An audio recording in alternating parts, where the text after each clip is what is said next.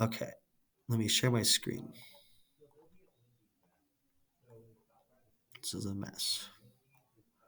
I think I'm a little bit scattered because I'm just me and I'm a little bit scattered. Here we go. Get your note paper ready, folks. Thanks to those of you who have just joined. I'm glad you made it. Quick mini lesson on inverse functions. This is not something brand new. We did it a few weeks ago. I want to do it again with you, and then we're going to take the mastery test.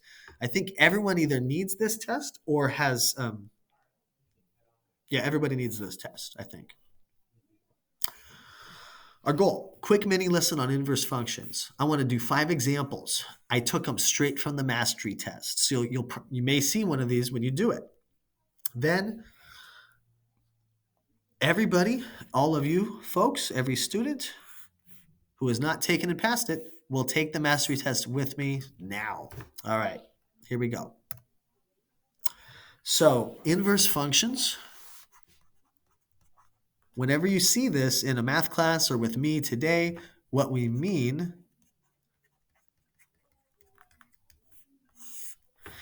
is the function that goes the opposite direction of the original. So I'm going to say this goes the opposite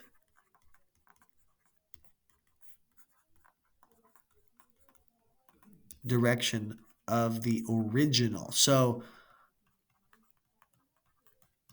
inverse functions only really have meaning when you're talking about the original function as well. Okay, we've been doing a lot of work with functions in this class in the last couple months. So for example, you have to have an original for an inverse to even exist. Okay, so my original function for my example will be y equals 4x plus 1. A lot of you have been doing much, much better over the last couple weeks with domain and range, with x's and y's, with inputs and outputs. So by now, when you see this expression, y equals 4x plus 1, your mind should be going straight to, oh, I see x, that's my input. Y stands for output. That's the number we'll get at the end if we're trying to find an input and output together. The equation y equals 4x plus 1 is a function. This is our original function. Let me label that here. So what if the goal, like in today's mastery test, is to find the inverse of the original function? So how they're going to state it is find the inverse of the function above. Now, I told you right away at the beginning that the inverse function goes in the opposite direction. So what does that even mean? What I mean is every input and every output of my original will be flipped for the inverse. So let's first make a quick table on the right side of some inputs and outputs for my original. So you know the input and output table. So x, and I'm going to list off a couple values for x in the domain of my original function. Let's do 0, 1, and 2. Keep it simple. And then on the right, I want to list off their outputs. And I'm also going to go ahead and put the original function in here so we see what we're dealing with. So I'm adding a column to the table, y equals 4x plus 1. Here's where we'll do the work. And then on the right side, I've got my output y. So if I plug in 0 for x,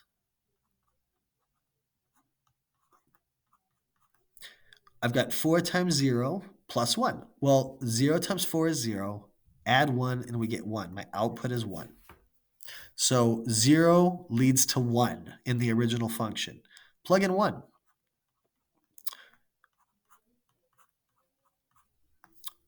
When I say plug in, what do we mean by that? It means 1 is replacing the x.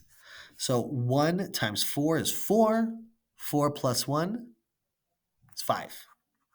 So I plugged in 1. I got out 5. Domain was 1. Range was 5. Plug in 2. Notice how the function's always the same, but the x number's changing. We're plugging in different values for x as an input to get an output. Okay, 4 times 2 is 8. 8 plus 1 is 9. So my output is 9. So I'm looking at this table of my original function, and I'm looking at my inputs and my outputs. When I say the inverse goes in the opposite direction, it means all those inputs and outputs get flipped. So below, you know what? I'm going to change my color just to differentiate what's happening. So in purple, I'm going to show the inverse table, okay? I'm just going to write inverse because we don't know what the function is, what the equation is yet for this inverse function. This is for the inverse. And I'm just going to show the inputs and outputs, okay? So I'm going to show that my inputs are 1, 5, and 9. And that means it's going in the opposite direction. So 1 goes to 0 because I'm looking above and it's flipped.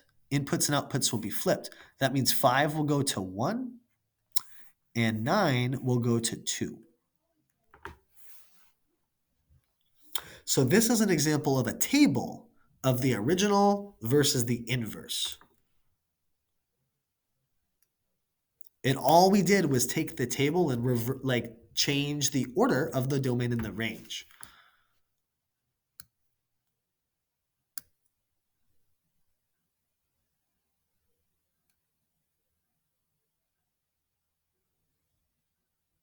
Any questions or comments right now? Please. Any thoughts?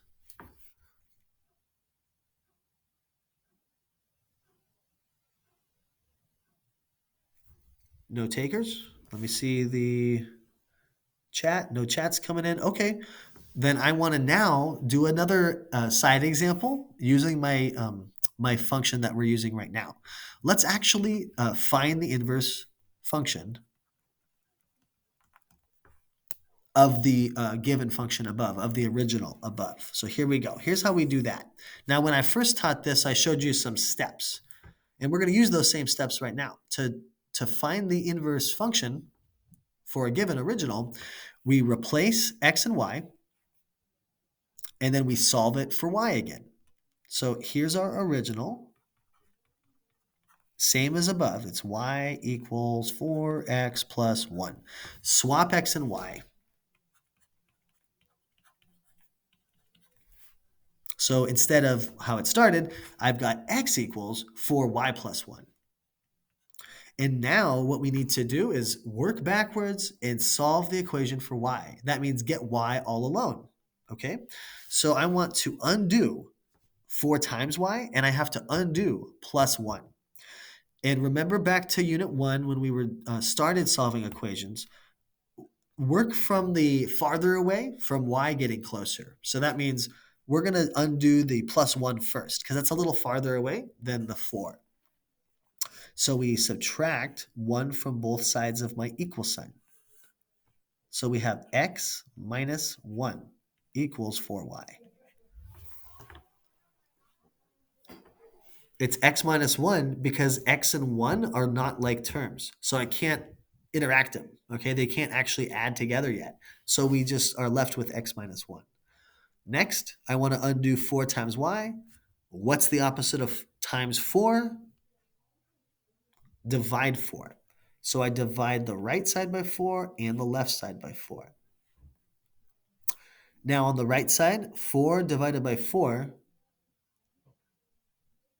is 1. They cancel.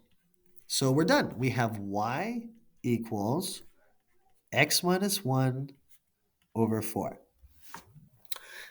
This equation I just found, I'm going to circle it or box it. This is the inverse of the original.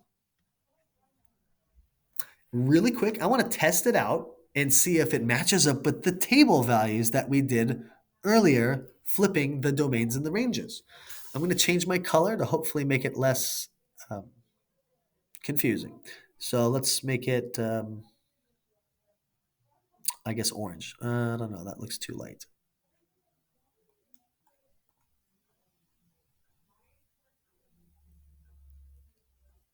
How about dark green? Okay, hopefully this works. I'm just going to check two of these. So over on the left side of the screen, here, I'm going to wall it off. I'm going to take my inverse function that we just found. Y is equal to x minus 1 over 4. And let's just test out some of those inputs and outputs from the purple table. I plug in a 1. I hope I get a 0. Let's see. Plugging in 1 for x, simplifying. 1 minus 1 is 0. So 0 divided by 4. And 0 divided by anything is, in fact, 0. So it worked. I plugged in a 1, and I got out a 0, which matches up with the table that we made earlier, just by reversing the domains and ranges. Let's do another one. Let's plug in 5 and hope we get a 1. Let's see. Y is equal to 5 minus 1 over 4. 5 minus 1 is 4. So 4 over 4. And 4 divided by 4 is 1. Oops. What did I do? 4 divided by 4 is 1. So it worked. We got an output of 1. So there's two different things that I want you to know about inverse functions, okay? If you're dealing with tables like we did first on the right side of the screen, if you're given like an original functions table, to find the inverse, all we're doing is reversing the domain and range. We're flipping them around, right? The domain becomes the range and vice versa. If we're dealing with the equation, the function equation, like y equals 4x plus 1, and you're asked to find the inverse, all we're doing is swapping x and y and then solving for y. That's like the main pathway we're going to take every time we do that. Now, it'll be a little different every time we do it because the equations will be different, right? But we're solving the equation for y. There's another thing I should mention. So I'm going to do that now, and then we'll look at a couple examples real quick, hopefully. Here's something else I want to talk about. Actually, are there any questions so far back here? Comments, questions, concerns, please.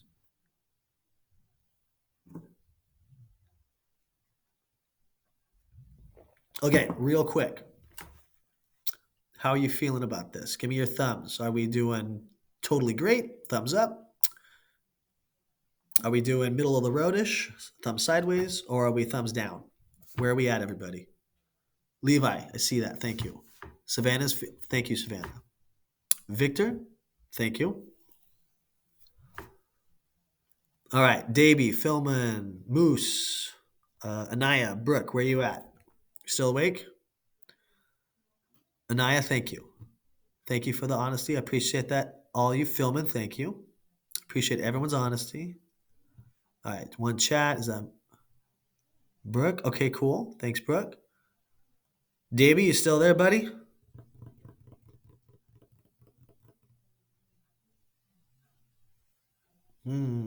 Okay. Let's go back. There's one last thing I want to mention because you're going to see it in the mastery test. And this is not new. I showed you before, but it's been a while. Now, remember the dreaded function notation. Instead of writing it as y equals, it's writing it like this, f of x. Okay? This is the function notation version of like writing an equation, writing a function. When we're writing the inverse, it looks like this, f to the -1 exponent power. Okay? It's not actual like math we're doing of raising it to the -1 power. It's just a symbol. This means inverse. So when it's f of x like above, that's the original. When it's the inverse, we write it with that little -1 symbol. Okay? It's just a symbol telling us it's the inverse. So when we're solving equations to like find an inverse, maybe they give you one. So our last example was 4x plus 1, right? So instead of calling it y, what if I had given you this? It's the same process. We're going to swap f of x and x because that stands for y, right? We're going to swap those and then resolve it for f of x. If you want to, you're definitely welcome to swap it yourself, call it y on your paper. I like to work with y myself when I'm doing like solving an equation. So what I mean is I'm given this problem, I'm trying to work it out on paper and find the inverse. So what I'm going to do personally is write it down like this. Then I swapped them here, and then I solve it for y, and we get what we got earlier, right? But then back in Inventum, they're going to want to see you give your answer like this. The inverse, f inverse, is, what was it? X minus 1 over 4 is what we got. So here's the inverse written out in function notation. So just be prepared, okay? They're not going to call it y all the time. They're going to call it f inverse with that little -1 symbol. Okay, and that's all I wanted to make sure we went over again today, is just be aware of that. So let's look at a couple examples I found in the mastery test. Here we go. Which function represents the inverse of the function below? Function f below. This is our original given to us. And then we've got these 4 options that it could be for the inverse. And look, they're calling it q of x, p of x, s of x, and then r of x. Like they're just naming them with a different letter, saying, okay, one of these is the inverse. Which one is it? Which one of these is f inverse? All right, let's try this. This is the original. Just to make it easier on myself, and this is what I want you to try doing as well if you are at all struggling or concerned or find it difficult to do the solving the equation, start by writing it as y, okay? Remember, f of x means y. It's the same thing.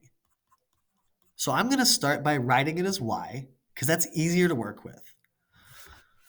So y equals 3x plus 5. Now, what do we do first? We swap x and y. So here we go. I'm going to write that down quick as a reminder. Swap x and y. And that looks like this. X equals 3y plus 5.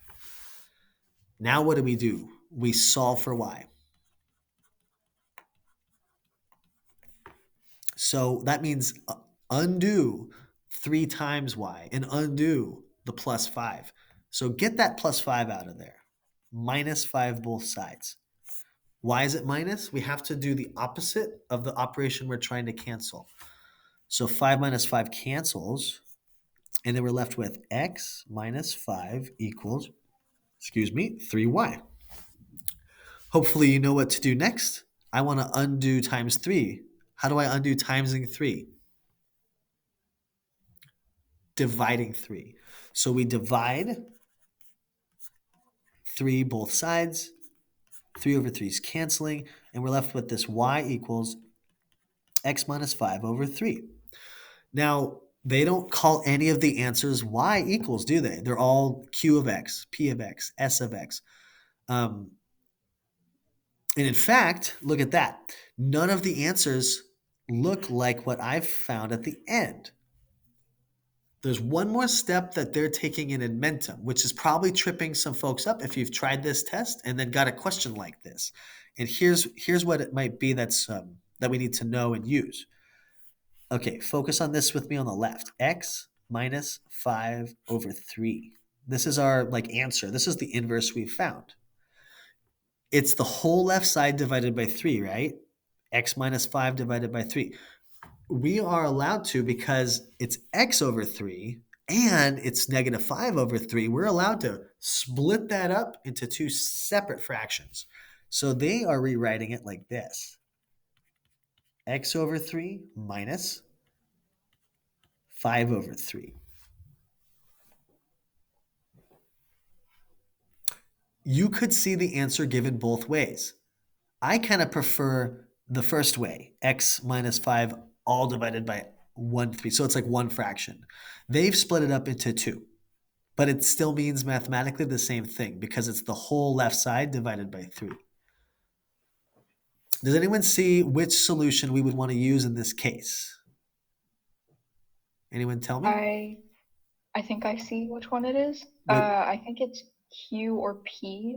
Oh wait, no, it would be P because that's the one that subtracts, and X turns into 1. Absolutely. Yep, you got it. And I like how you had it narrowed down to 2 possible answers. the q of x or the p of x, the top two, and then you saved it. And you're like, oh, wait a minute. I need the one with subtraction, with minus 5/3. And that's what we have below is minus 5/3. Good. Good, good, good. Okay, any other questions, concerns, thoughts on this example? Please, I want to hear from you guys, folks. Okay, really quick, I'm going to look at another couple examples. I know it's already 11:30. Here's another one where it just says find the inverse of the given function, of function f. So really, this is just like the last one. I still want to do it with you really quick because the math is a little different solving for the inverse. Because check it out, we've got 1/2 times x. That's a little different than last time. So let's see what this looks like. Start by rewriting f of x as y. That might be easier to use. So y equals 1/2 x plus 7. What's our actual first step here, folks? Swap x and y. We're solving for the inverse function. We swap x and y. I'm going to do that right now. And then we solve for y. So we have to get rid of that times 1/2, and we have to get rid of that plus 7. Undo the plus 7 first by subtracting 7 from both sides. Both sides of the equal sign. All right, so we have x minus 7, and 7 minus 7 on the right goes away. Hooray! Okay, so we've got this fraction here, times a fraction. If you're trying to cancel out times a fraction, like times 1/2, think about it this way. I want to cancel out the number on the top of the fraction and the bottom kind of separately. So I want to divide both sides by 1 because it's 1 times, right? But because it's a 1 in this case, it's not that useful. But I'm going to show you anyways, just because it could be a different fraction later. So I'm going to divide the left and right by 1. Okay, it's a little redundant because it's a 1 in this case. But what if it was 5 halves or 8 halves or something else? Then I would divide by those numbers instead. And I want to clear out that divide by 2. See the 1/2? Well, that means divide by 2. So I'm going to multiply both sides by 2. So I'm multiplying every term. So x gets times by 2. Negative 7 gets times by 2. And the right side gets times by 2. Now, on the right, I'm canceling 1 over 1, cancels, right? 2 over 2, cancels. We're left with just y. On the left side, I've got 2x over 1. Now, we don't need to actually show that divided by 1. So I've got 2x. And then minus 7 times 2. 7 times 2, I can simplify to 14. And we're done. So our inverse, y, is equal to 2x minus 14. Now notice that these options all are labeled f inverse of x. They're using the symbology that we learned in this unit, or f inverse of x. That's basically our y, right? So we found f inverse of x is equal to 2x minus 14. And I see only one option that matches up with that.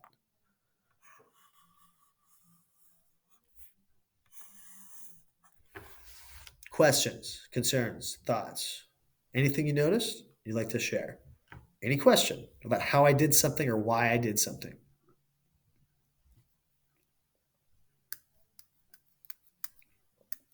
Okay. I hope you don't take it the wrong way. I hope you guys are copying down and following along to have some examples on paper. Just because I know that if you're just watching, maybe it kind of makes sense if you're watching, but what do you do later when you have to do it on your own? It's very good to get the muscle memory of practicing yourself and of having a reference to look back to. All right. Here's another type you might get. New example. Consider this function. F of x equals x plus 4. Which graph represents the inverse of function f? Now, this is tricky. How do we know what the graph of the inverse should look like?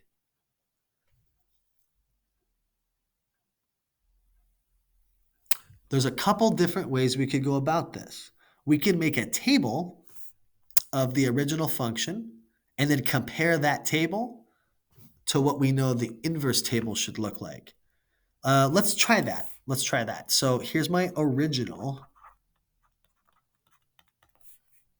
It's f of x equals x plus 4. Remember, f of x is just y. It's output. So let's make a table for this with a few values. Let's do, I see all the graphs have like negative x and positive x. So let's do like two negatives. So let's do -2, -1, 0, 1, and 2. This should give us enough to compare to what the inverse table should look like.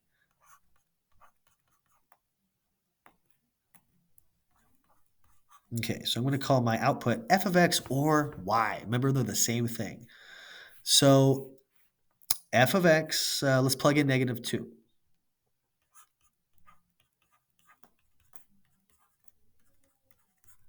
So here's my work to find those outputs. So f of -2, that's my input, right? Input. -2 plus 4 is just 2, positive 2. So I plugged in a -2, I got a positive 2. Let's put that in our table. Next, -1. -1 plus 4, that's a positive 3. We're moving right along. Plug in 0. F of 0, that's 0 plus 4, and that's going to be positive 4. And check out the pattern. It's moving up by 1 each time at my table. You see that? 2, 3, 4. So I'm going to save a little time and just keep that pattern moving up without doing the actual math. We're allowed to do that. Use your patterns whenever you can. 2, 3, 4. So the next one would be 5, and the next one would be 6. Here's my original table. And now let's change colors real quick, and we'll make the inverse table. I'll make it red. Okay, so for the inverse table, remember what we do with the inverse table? We swap the domain and the range.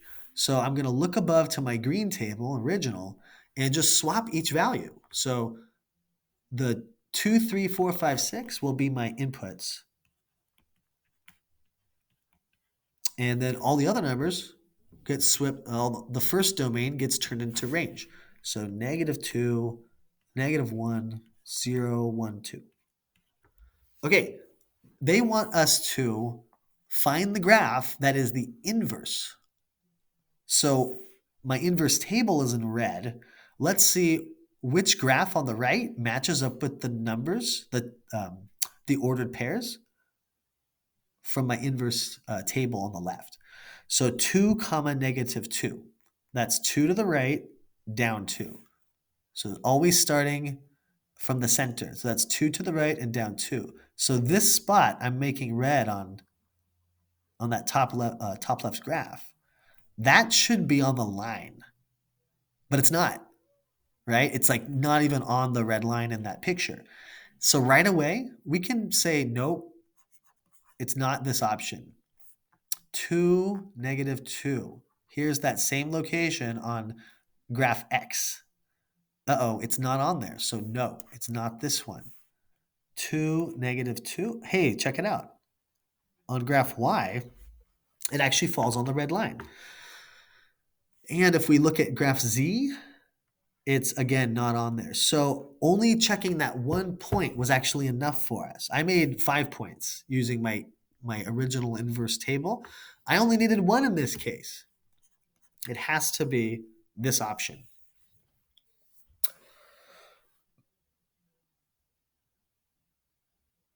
So when you're dealing with graphs of original versus inverse, I suggest we do it this way.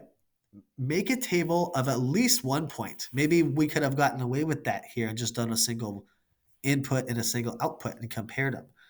Um, I did 5.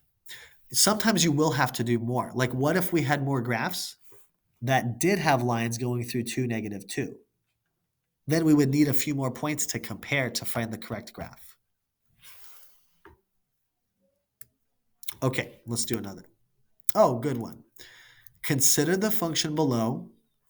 This table is x and f of x. This is our original. And we want to find which of the following functions could be the inverse of function f. So basically they're saying which table is the inverse of the above original function. Now I usually make my tables vertical. They made their tables horizontal. X is input, and then the like f of x or r of x or q of x, those are the outputs. Those are the y's, okay? So which table is a flip, a reverse of the original? Examine those, and if you see an option that it could be, let me know. I want to hear from you guys now.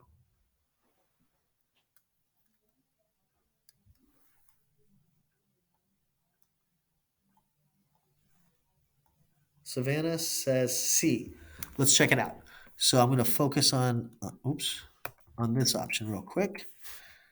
Okay, so -1, -2, those are flipped, good.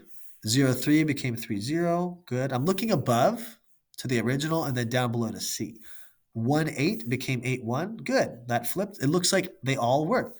Savannah's right. It is option C. Um, looks like, look, what if I had thought it was B? Because check out option B. -2, 1, that's the same. Oh, I see. The problem with option B is this right here.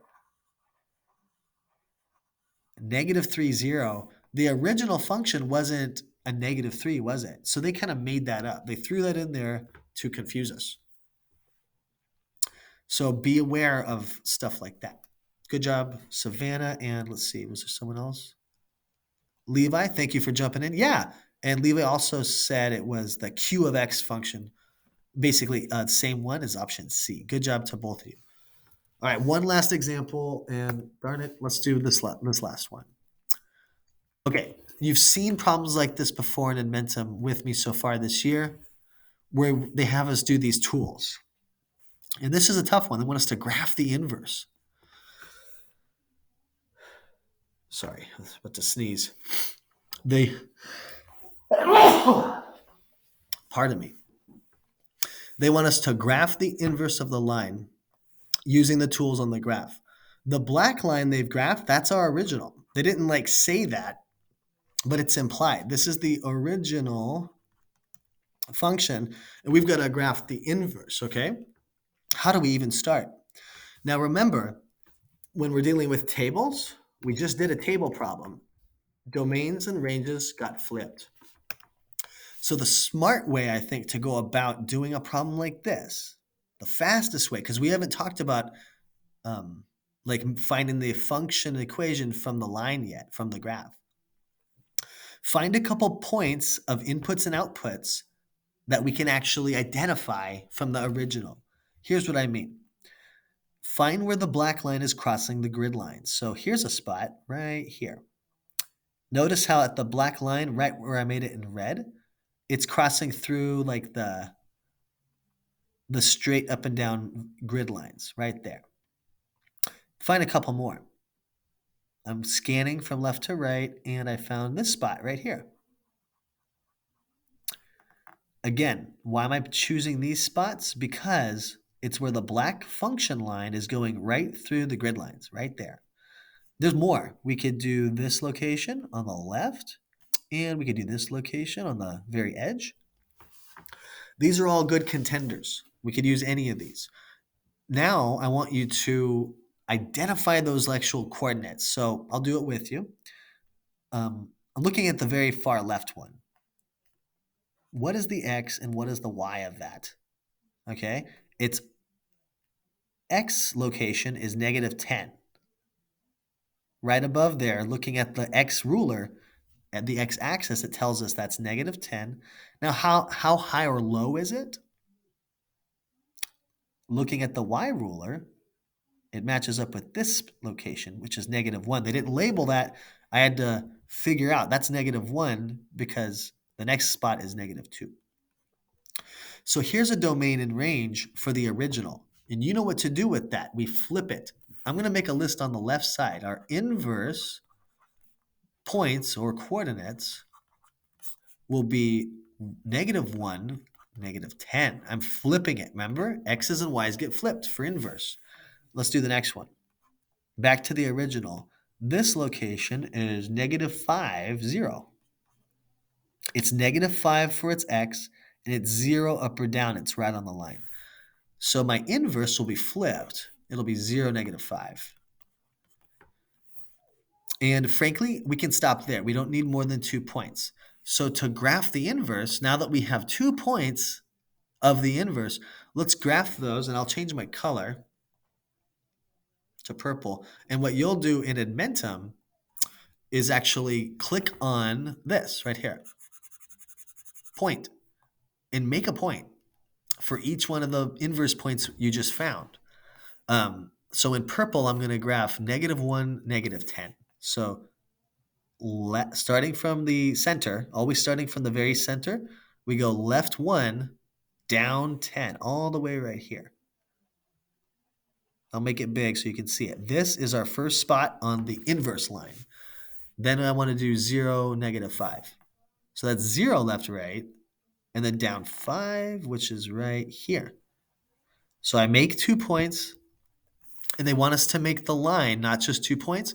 So then you got to go up to line tool right here and basically just connect the 2 points you just made.